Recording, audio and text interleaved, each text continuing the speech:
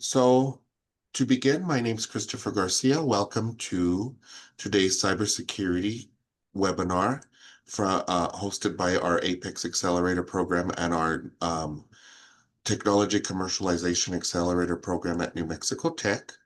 My name is Christopher Garcia, and I will be coordinating the back end of the webinar. So before we get started, I want to make sure everybody can hear and see us. So if you could hear us and see us, please raise your hand for me.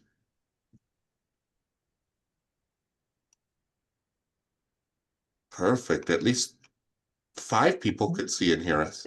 I'm going to lower hands. If you have a question during today's presentation, please put it into the Q&A at the bottom of your screen. And just so I know the Q&A is working, can you please chat a hi, hello, how are you into the Q&A for me? The chat is disabled, so it's the Q&A we'll be using because we could, if we have any questions that go unanswered, we could generate a report and get back to you on it. Kenneth says hi, I'm doing well. Thank you, Kenneth. Sarah says hi, perfect. Hi, Sarah. Jack says question mark, I hope. If you have a question, Jack, you put it in here. Tiffany says hi, and Elizabeth says hello. So hi, everybody. Thank you, and we know that works. Our panelist and our panelist will chat over a link to you later on, so you could receive chats from us. You just can't chat with us. And without further ado, I'm going to turn it over to our host for today, Stefanita Rawlings, the Center Director at the Technology Commercialization Accelerator.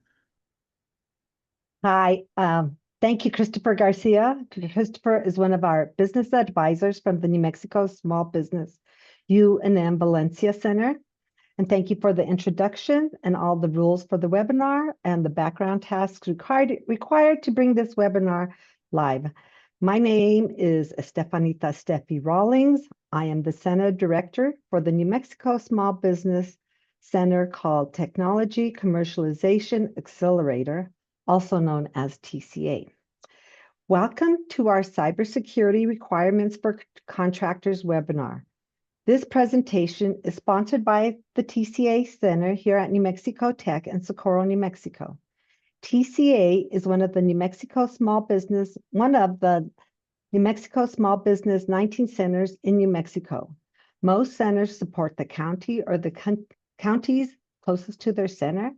The TCA focuses on protecting your intellectual property, which includes patents, trademarks, copyrights, and trade secrets, and moving your idea to commercialization and cybersecurity. And we support that throughout the state. One form of commercializing your product or service is becoming a government contractor. One of the New Mexico small business ecosystem includes the Apex Center here in New Mexico. Today we have Alethea McInerney from Apex to talk to us about requirements to become cybersecurity compliant with the government in order to provide a product or service to the government. Alethea is an Apex procurement advisor, and she has developed and delivered extensive cybersecurity compliance training modules for small businesses throughout the state of New Mexico.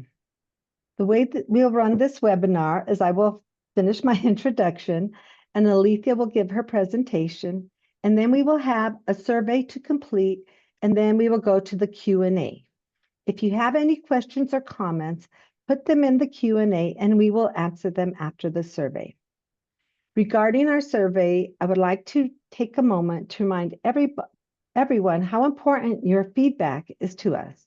At the New Mexico SBDC, we value your input because it helps us improve our programs and better serve our clients. Completing the client satisfaction survey not only helps us understand your experience, but it also supports our reports to stakeholders who make these services possible. So again, thank you for attending. You will receive a link to the webinar, as this webinar will be recorded, and then we'll also send the presentation. Okay, now we will finally move forward to Alethea McInerney from Apex. Thank you. Thank you, Stephanie. I appreciate the introduction. Now, let me see if I can share my screen and get it into presentation mode here. Can you see my screen? Not yet. Do you not see it? Not Okay, yet. let me go down, share. Oh, this Sherry is not turned on. I'm sorry. Did you get that, Chris? Try it now. Okay. All right. Now we're And cooking. let's okay. There it How is. is that? Okay. I was like, I'm trying. Hello, everyone, and thank you. And thank you, Stephanie, for the great introduction. I have a lot of information to pass on to you, and I'm going to give it to you as quickly as possible. You will get these slides. Now, I have toned down this presentation so that it fits the time period. But my information and Stephanie's information will be available after the webinar. So if you have any questions, please do not hesitate to ask, because that's the only way you're going to learn. Everything's going on with cybersecurity and requirements for contractors, and we've heard about them. Well, let's see what we can do to help you get through them.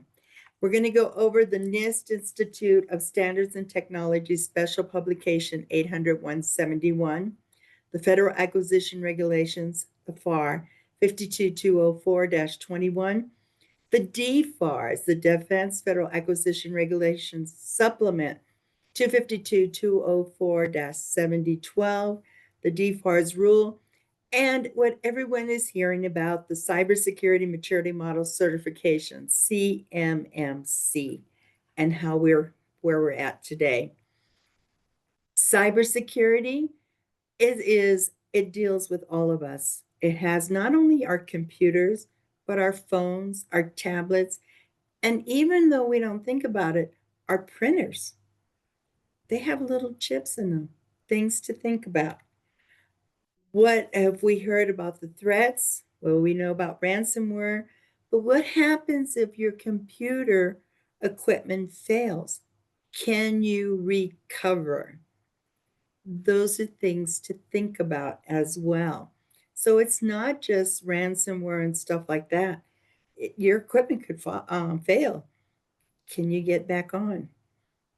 What we're discussing are non-federal organizations, federal contractors, subcontract, state, local, and tribal, colleges, and universities. This impacts all of us. What we're trying to do is protect, control unclassified information. That's what we're discussing today. And it impacts all of us, our economics, our national security.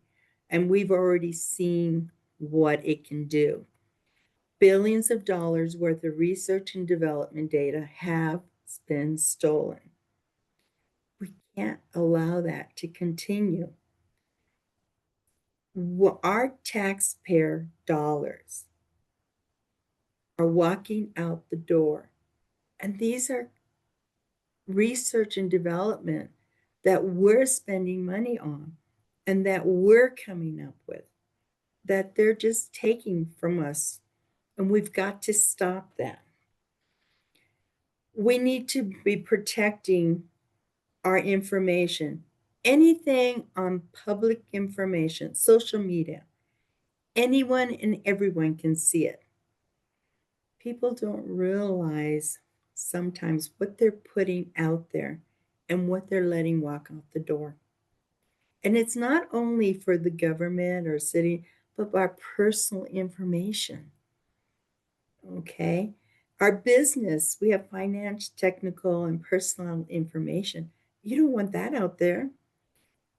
Federal contract information, FCI, that's all controlled by the basic FAR 52204-21. And within that, there's even a higher level, and that's the controlled unclassified information. the NIST Special Publication 800-171. And I'm going to get into that a little bit more. What happened because of everything going on, an executive order was given to the National Archives and Record Administration back in 2010. They were to go out to the Department of Defense, Department of War, you want to say it, and see how they were marking their controlled unclassified information when they handed out. No two agencies were doing it the same. So they came out with the registry. There's the link there of how to mark controlled unclassified information. They finished their task in 2012. They came up with 20 categories, and they go down further on giving instructions on how to mark this information. Now, when we get that information, it's not only on our computers, we then print it out. So there has to be a way of knowing that we've got it printed out on our desk. And that's what this is here. And that's a cover sheet. This is what it looks like. And I just wanted to show you that there is something to be able to put something on top of controlled and classified information. As a reminder, do not walk away from your desk and leave it open. At least put it in a drawer and stuff. It doesn't have to be in a safe or anything like that. It just needs to be secured. Keep that in mind. No systems are completely secure. We've seen that already. However, if you've implemented the NIST Special Publication 800-171, you will be considered adequate. And at least you will not be debarred or blackballed, okay? As long as you are following it. NIST, what is NIST? I keep talking about it. NIST is the National Institute of Standards and Technology. They provide neutral technical expertise, guidance, and reference materials. And this is their site here. And there's a lot of information there, not just for cybersecurity, but a lot of other things. But we're focused on cybersecurity today. They received an executive order in 2013 to come up with a cybersecurity framework so that the government could use as a guide in working with industry. They completed their task in 2015, and that's when NIST Special Publication 800-171 was born, okay? And it was to be used as the federal agencies as a recommended requirements for their suppliers when they're working with their suppliers to make sure that they could handle controlled unclassified information. What NIST prepared was a framework with 5 parts: identify, protect, detect, respond, and recover. Sooner or later, you're going to get breached.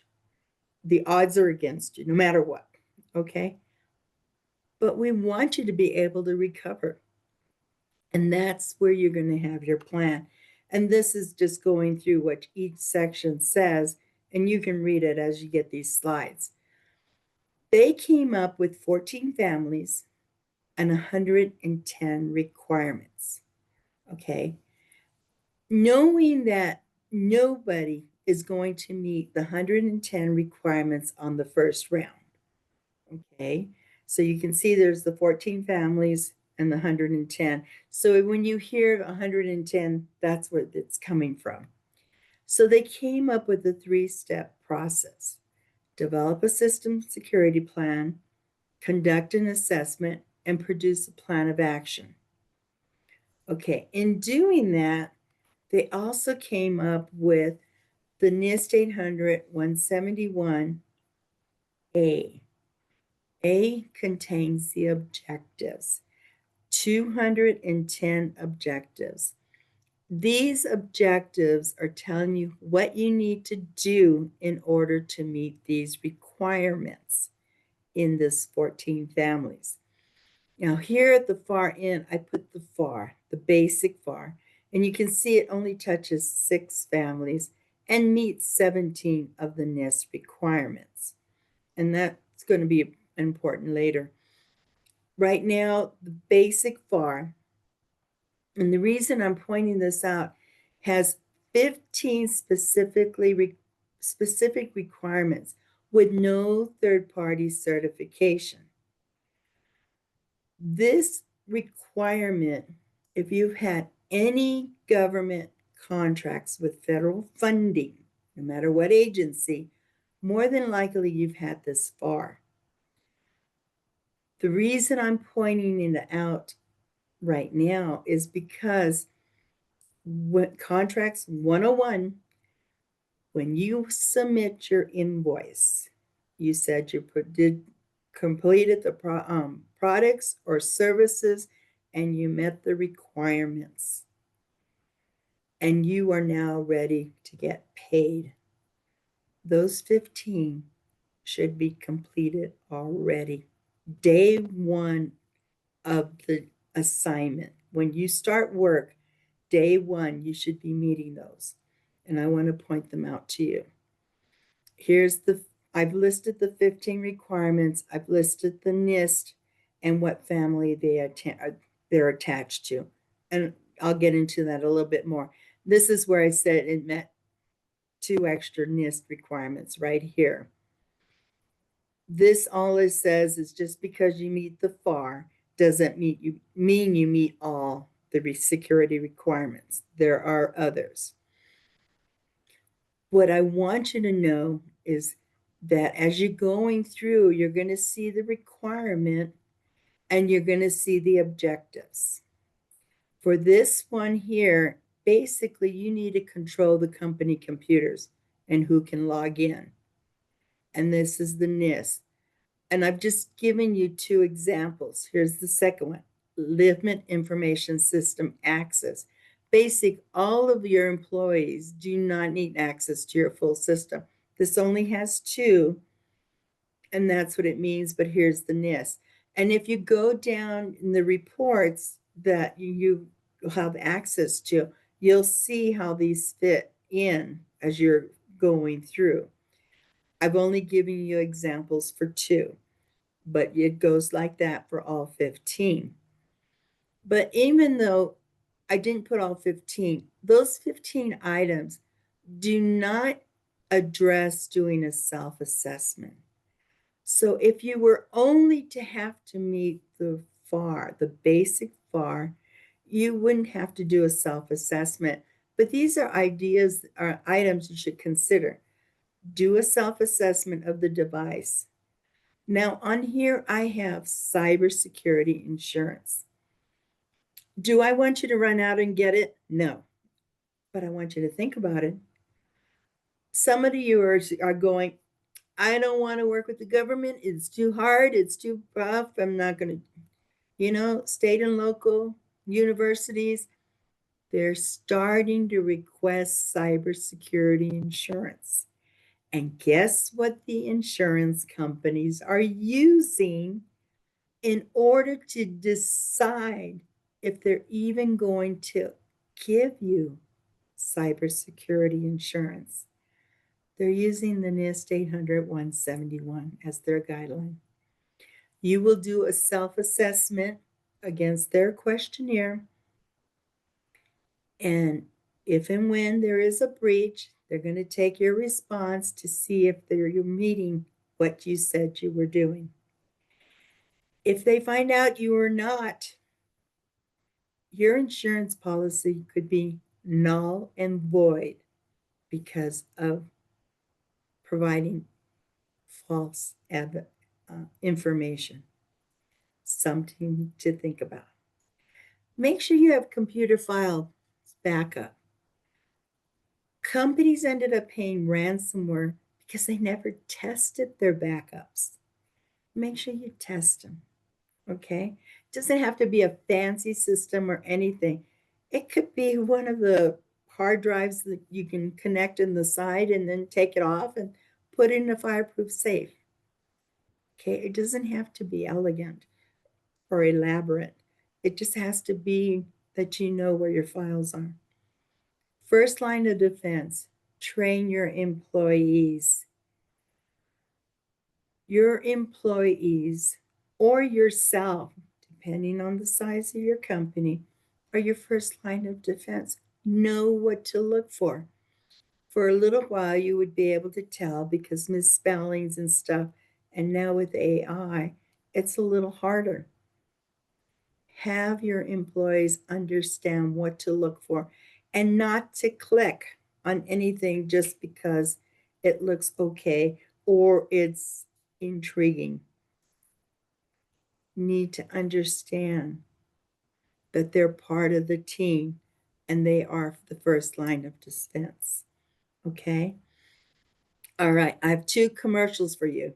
We're going to take a commercial. QR codes. Be careful. The codes themselves are not bad. They have a place. But our cybersecurity criminals know how to adjust them and use them for themselves.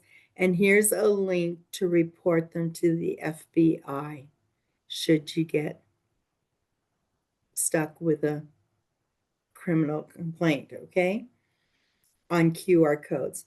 They're all over the place.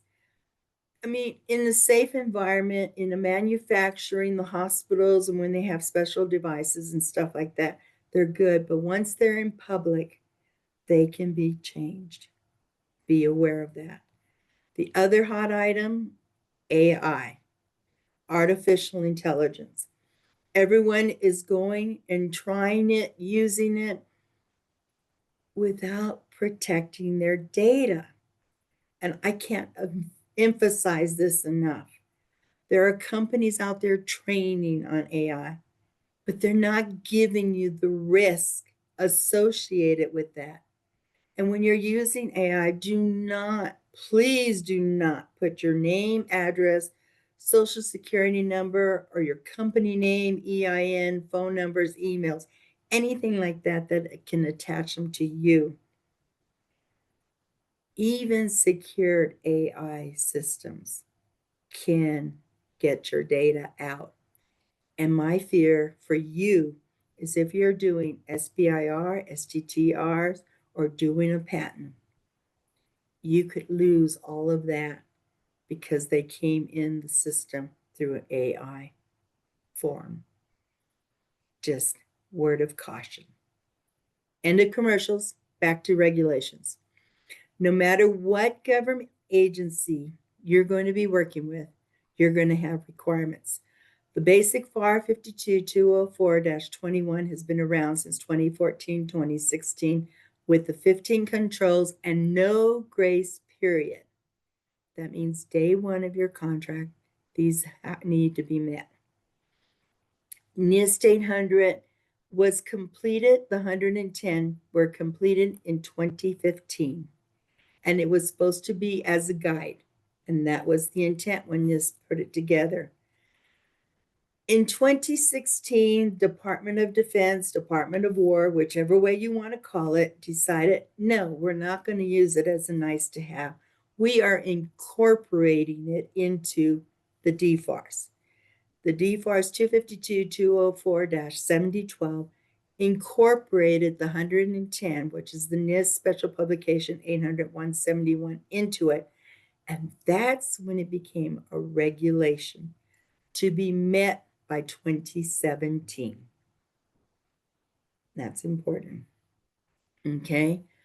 This is the DFARS, just a part of it.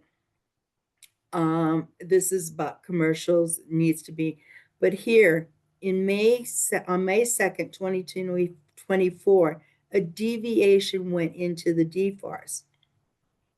And what it did is it specifically specified what revision of NIST 800-171 was to be used to be in compliant. And the reason this came out is because later on that month, Rev 3, Revision 3 of the NIST 800-171 came out. Okay, so they made sure there was no questions which revision was going to be included. In that DFARS, there's a requirement to have within 72 hours of discovering an incident, you report it at this site. Well, if you don't know this, to go to this site, you need a medium assurance certificate. This is the site you need to go to get that certificate. If you wait until you have an incident, you will not meet that 72 hours of discovery. So it's here, so you have the site to go to. The other part is cloud services. Using a cloud service, it needs to be FedRAMP moderate. And then here's the FedRAMP site, and here's the DFARS regarding cloud services in further detail. But this part here is part of the 7012. The prime contractors have mandatory requirements to flow down. They flow down the basic FAR. Depending if you carry CUI, they should be doing that as well. This is the FAR that tells the prime that they have to manage their subcontractors. So when they're doing due diligence, they're going to make sure you're meeting all requirements. Otherwise, there could be a possibility of a False Claim Act. And this is the reference here, not going into it. Department of Justice got into it a little stronger back in 2021. And what they're doing is going and convicting companies that fail to comply with cybersecurity standards or misrepresenting their security controls. And here's the third one. Failure to timely report suspected breaches. That's that 72 hours that's in the clause. That's why that is so important. Okay. We have the 252-204-7019 that came out in 2020 saying that you will do a self-assessment against those NIST 800-171. And this became effective in 2020. And you will put it in the SPURS system. DFARS 252-204-7020 says the government has the right to go to your facilities and make sure whatever score you put in there is accurate and complete. 252-204-7020 says when CMMC comes to fruition, you will meet whatever requirement that is within your contract. And I'm going to go into this further in a bit. But right now, what's in place right there, 19 and 20. Okay. Here's 19. Here's the supplier performance risk system. Here's the site. In order to get there to do your score, you need to go into the procurement integrated enterprise environment site. And here's that. You need to have your cage code in order to put that in the system. And then there's a whole bunch of directions. But the PIE help desk is very helpful. And that's their phone number. Okay. You will do your self-assessment against the 110 requirements. And you will put in the SPAR system and you're going to put your score on how you get there. Basically, this is just the sheet you will use. Here's the requirement, security requirements, and the scoring points. Now this one here, the ones with asterisk like this, those are your basic FAR requirements. So if you're going, well, where do I start? Start with those with the asterisk, because those having the FAR are the ones that should be met or meet first. And what you're going to do is you're going to go here, go and read the requirement, look at the objectives. If you are missing one of these objectives, you have not met this requirement. If you meet all of these requirements, your score here should be a 0. and there's no partial score. You either meet it or you don't. So it will either be this value or a 0. The goal is to get all of these to 0. Okay? So when you go in to put your score in, the lowest score you should have is a negative 140. And yes, it's negative. And this score here is just meeting the basic FAR 52204-21. Okay? That's been in place since 2020. Okay, now let's move forward. Cybersecurity Maturity Model Certification, CMMC. Okay, let me take you back and let's give you a quick history. In 2010, NARA received their executive order. They finished their task in 2012. That's when they came up with the registry of how to mark. In 2013, NIST received their executive order. They finished their task in 2015. And that's when the NIST 800-171 came out. In 2016, Department of Defense, Department of War, whichever you want, incorporated into the DFARS, into the 252-204-7012, excuse me, okay, to be met by 2017. In 2019, GAO did an audit and went out to industry to see how we were doing. And we failed. And I'm sure you can put some words in there at your choice. But we did not comply with those requirements and we were still bleeding. We weren't just spotting, we were still bleeding. In 2020, this came to head. That when it first came out, anyone working with the department was going to need a certification. Everyone said, wait a minute, let's think this through. So they came back and they have gone through some iterations on it.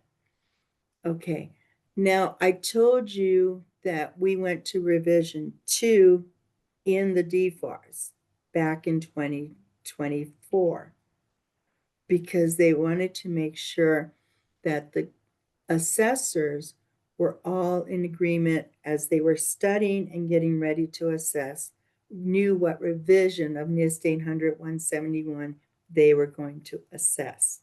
That's when it became very important. So it was just a clarification because Rev 3 came out in 2024. Basically wanted to have the model to have sensitive information in class. Here's the CMMC model. Level 1 is the 15 requirements that are in the FAR 52204-21. It's an annual assessment, and when CMMC starts, it's an annual affirmation. When we started putting our scores into the CFARS system, we were putting scores in. With CMMC, now an owner or an upper level of the company needs to sign that they affirm that the score or what they are agreeing to in the system is accurate and complete. It's not an admin, it's not an IT person, it's an upper level officer of the company. Okay. Level 2, we have 2 stages there. We are going to have, depending on the requirements, a C3PAO certification could be required depending on the type of work you do. Otherwise, you will do a self-assessment. Well, you will start with a self-assessment first. Let me go back a little bit. Everyone will do a self-assessment and put their score in there with an affirmation. Depending on the type of work you do, you could be required to have a C3PAO certification in order to do an award, receive an award. Okay, and this is the NIST Special Publication 800-171, Revision 2. When they do the certification, they will be putting, the certification assessment will be put into an enterprise mission assurance support service, EMAS system. And the government will have access to that. Okay? Be aware. If you should need a higher level, which not many should, but if you do, you will know it. There is another level which has 24 other requirements, and the government DIPCAT will certify those requirements, as well as you having to do an annual affirmation. Okay, now let me go back a little bit. Back in December of 2024, CFR 32 came out. What that CFR said, it gave the final requirements for the C3PO to meet, but it also opened the door for certifications to start. Okay, even though they're not in the request for proposals yet or anything like that, they gave the C3PAOs the final requirements that they had to meet and that they could start the assessment. So a couple of things happened. In the CPR, let me go here. In the SPURS, there became another assessment tab for CMMC. Okay. Level 1, you will not enter a score in there. An official from the company will be affirming that they meet this level with no score. Okay. Level 2, however, goes a little bit further. Instead of putting a score in the system like you did when the SPRS system opened, you are now going through each of those items, each of the 110 with the 210 objectives, and going through and addressing them as met, not met, or not applicable. And once that has been completely filled, an officer of the company will have to go in and sign that the score that's in there is accurate and complete. Now, the officer of the company doesn't have to go in and fill in every item. They can have an admin or an IT person do it, but they better know what's in that system and know and understand what they are signing. Because if there's a False Claim Act, there is going to be coming some charges as well as fines with this going forward. We are not playing a game here. This is real. The CFR 48 is going live November 10th. That CFR is going to give the government the right to go into outgoing requests for proposals, whether they're going to require CMMC level 1 or level 2 self-assessment, or third-party assessment. We're not that far from that. We've already had False Claim Act out there. And the reason I was pointing out the FAR 52204 and making sure you understood that, there was a False Claim Act that not only went after the company for not meeting the NIST, but they called out the FAR 52204-21, as well as the NIST 800-171. when the Department of Justice goes after you, they are not playing a game. Okay? Whistleblowers are making some darn good money. Do not get taken. Don't let yourself be open. Okay? The Cybersecurity Third Party Assessment Organization, the C3PAO, are the only ones that can give you that certification. Okay? When they do it, that assessment will not be made public. The only ones that can see it will be the Department of Defense or Department of War, however you want to call it, okay? They will be able to see it moving forward. Now, there's another part of this. Just because you have a contract, should you have option years, those option years could also require further certification.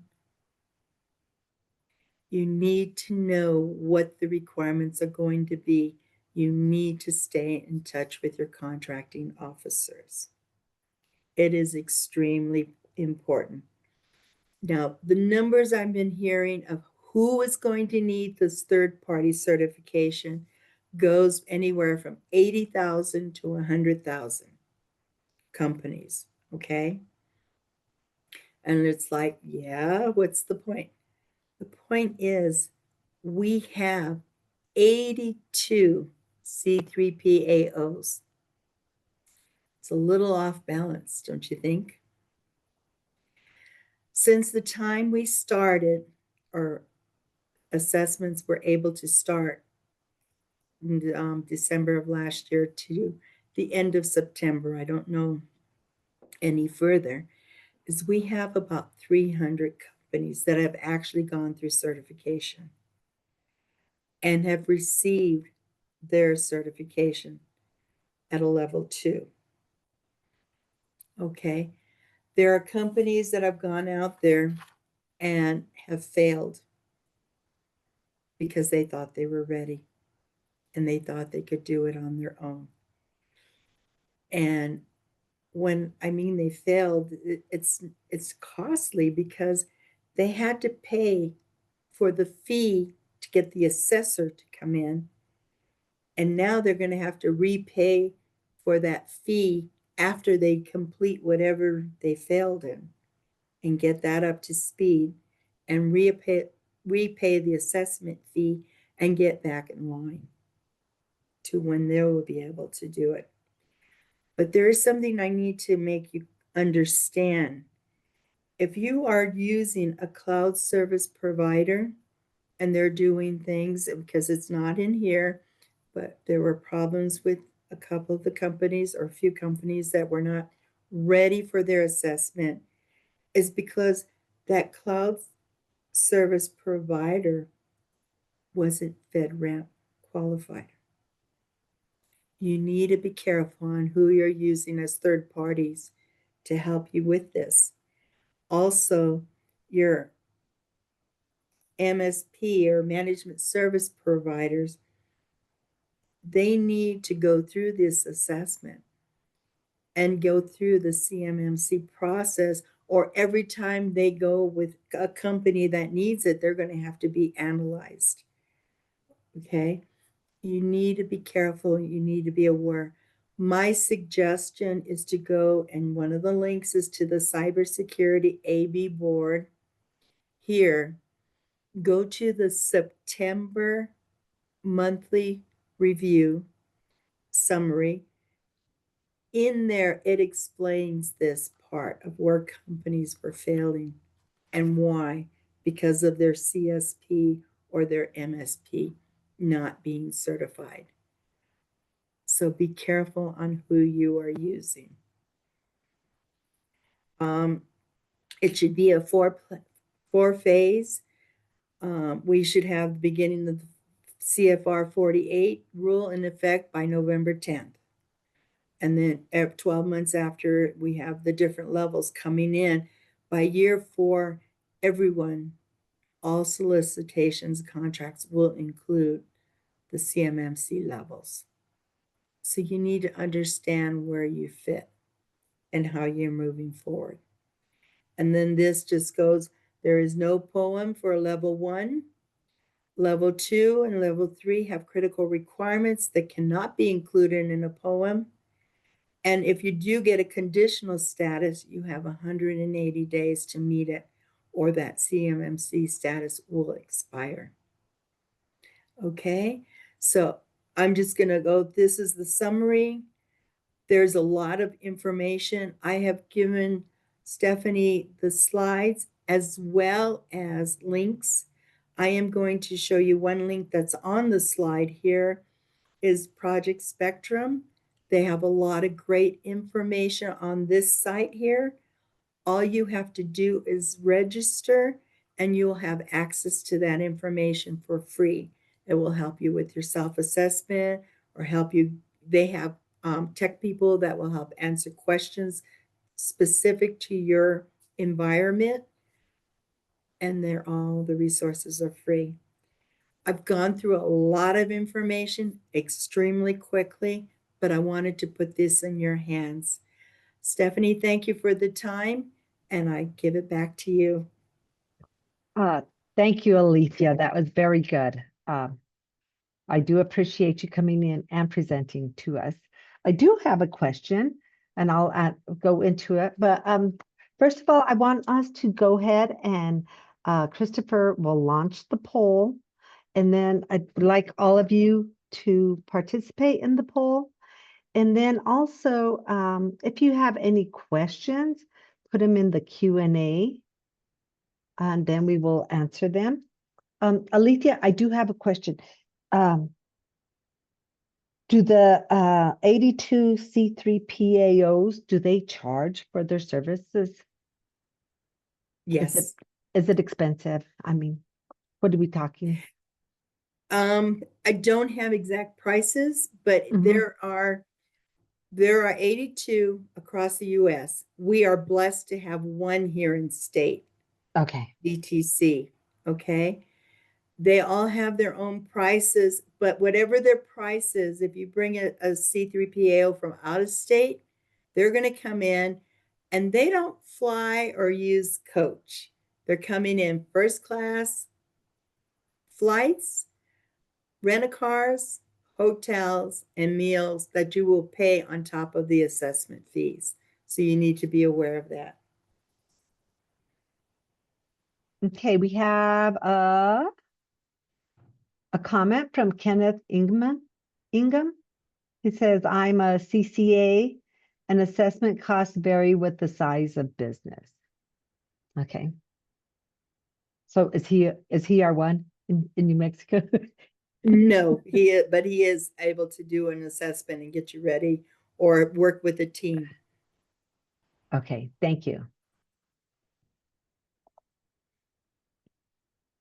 Does anybody have questions, comments regarding this presentation? You will get the link to the recorded webinar, and then you'll get Alethea's slides.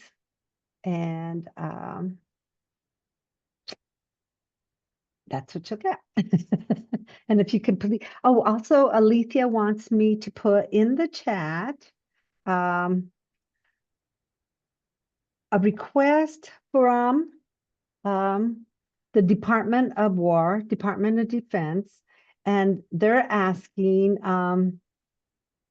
the Department of Defense Office of Small Business Programs, the OSBP, is seeking input from small business like yours to better understand how companies are preparing for the implementation of the Cybersecurity Maturity Model Certification requirements, which begins November 10th, 2025. So I am going to put that in the chat so everybody can see, and they can do a Q&A on that. You guys can answer that.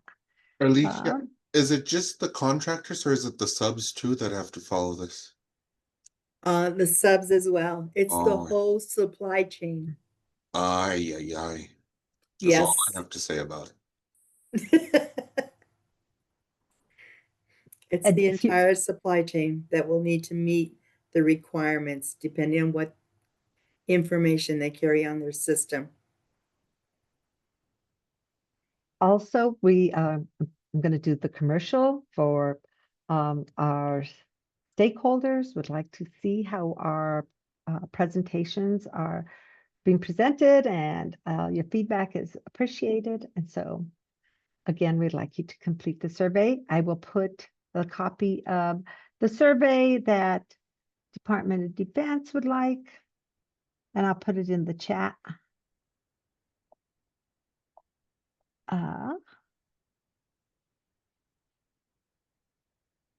And I do appreciate you folks attending our class, our webinar. We were supposed to have another webinar last week, and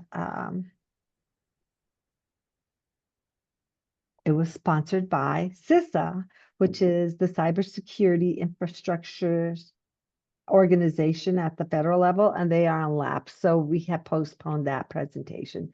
So once they open up, and if this is deployed, we will have CISA present to us on a business plan, a recovery plan. So cybersecurity and a recovery plan. So in here is the link that the Department of Defense, Department of War would like you to complete regarding the CMMC, as some of you are working towards that. And if anybody would like to talk, Christopher will let them unmute themselves and make a comment, or Just I'm raise not your getting- hand. Just raise your hand for me. and then Christopher will allow you to talk, as I'm not getting any Q&As in there.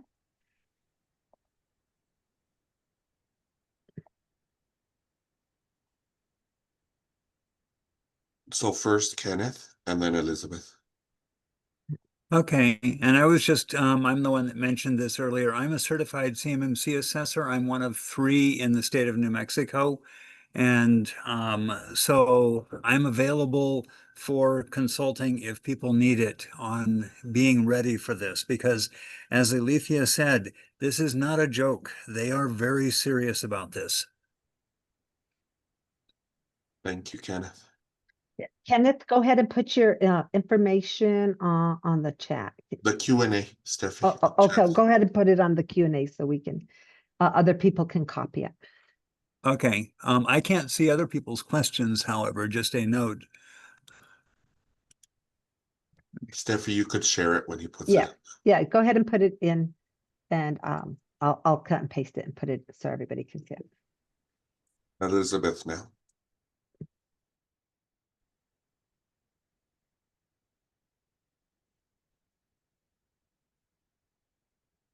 Elizabeth Moreland, you can go ahead. You're muted, so we can't hear you.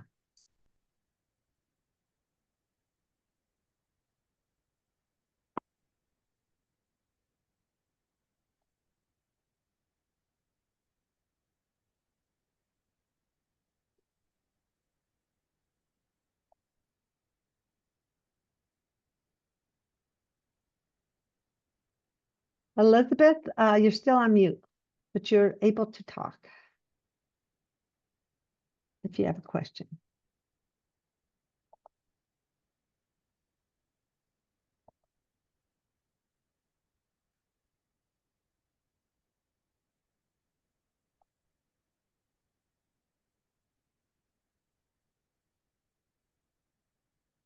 Did everybody see the information in the Q&A for the link? Can you see that?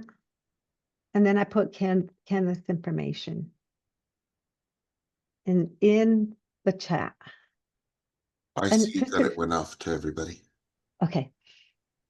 And it looks like everybody's completed the poll. Everybody that's going to complete the poll. Elizabeth, you're still on mute, so your hand's up, and we want to give you the chance to talk.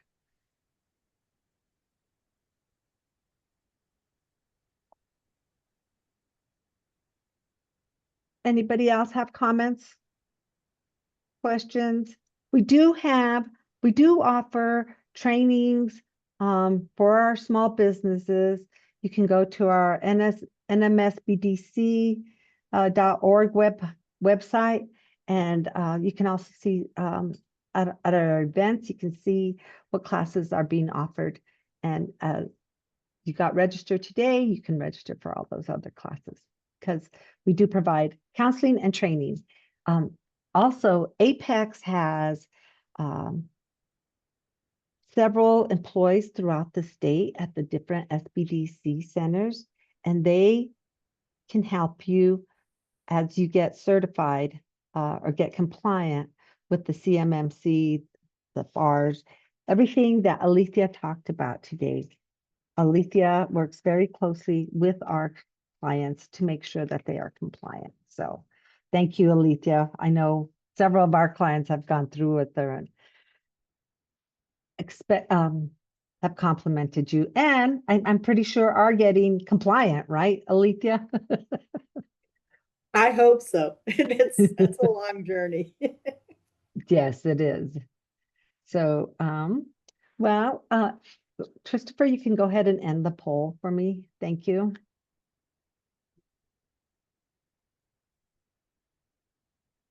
And then also, it looks like we don't have any more Q&As. I'll give you 4 minutes back of your time. I want to thank Alethea McInerney from Apex for coming in and doing our presentation.